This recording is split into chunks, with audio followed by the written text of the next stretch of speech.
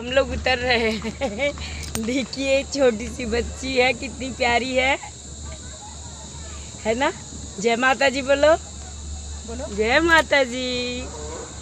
नहीं बोलते हैं। बोलो जय माता दी, जल्दी बोलो। अरे वीडियो वायरल हो जाएगा आपका बेटा।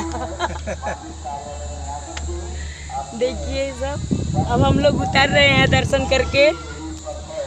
बहुत अच्छा लग रहा है, मौसम भी बहुत अच्छा है।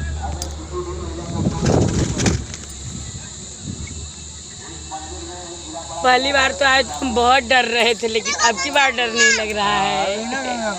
अब तो बहुत अच्छा लग रहा है। देखिए नीचे का सीन कैसा दिख रहा है।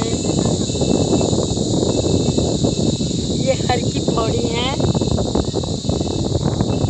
आप लोग जो गंगा जी को देख रही हैं ना, यही हर की पौड़ी